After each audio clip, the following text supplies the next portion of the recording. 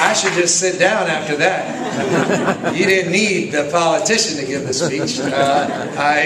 First, John, thank you. That was extraordinarily gracious.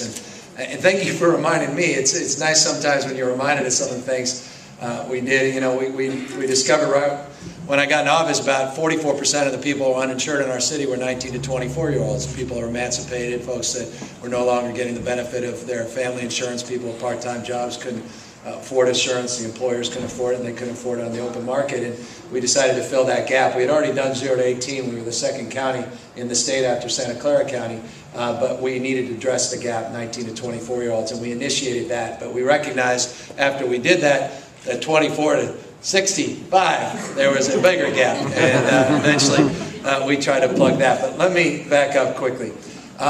First, truly, I'm sorry I was late. And I would like to come up with a good excuse, but perhaps the truth is the best excuse. Because usually we kind of fib a little bit about our excuses. I was on a spaceship. It's not bad. This guy now finally is paying attention.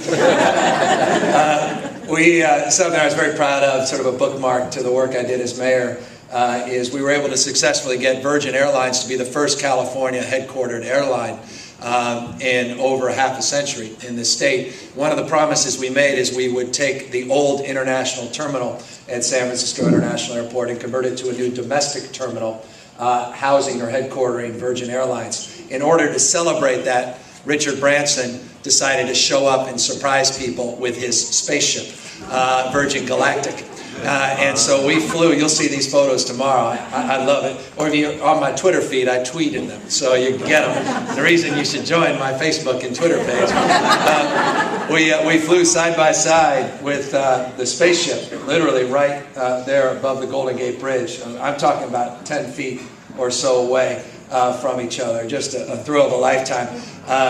And you can imagine that opportunity I didn't want to necessarily pass up. I do apologize.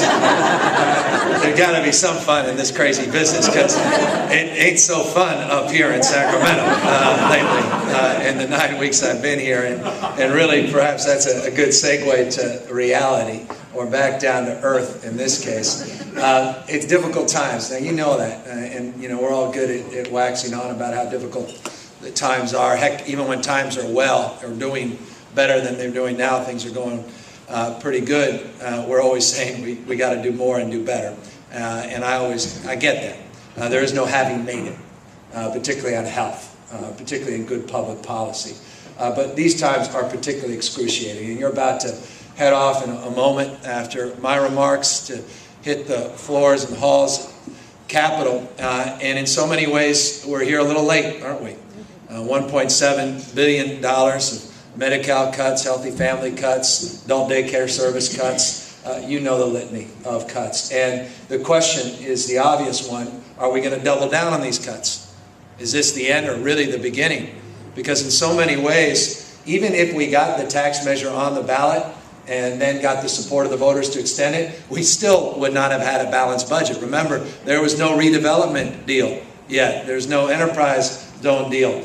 The CMA, and by the way, we joined that in San Francisco through an amicus brief. We sued the Schwarzenegger administration on the 2008 Medi-Cal reimbursement cuts, and that, as you know, is going to the U.S. Supreme Court. So there's inevitably, on these $1.7 billion of cuts, going to be a potential injunction, and that just services my point that even if things appear to be going well here, there's still a lot of question marks about the structural realities of our budget and the budget deficits in this state. And what happens, you know this better than anybody, and I got to learn this as a mayor, not of a city, but a mayor of a county whose functions included healthcare delivery, long-term aging issues, and the like, that the discretionary side of the budget tends to disproportionately, oftentimes, find itself in the health and human services.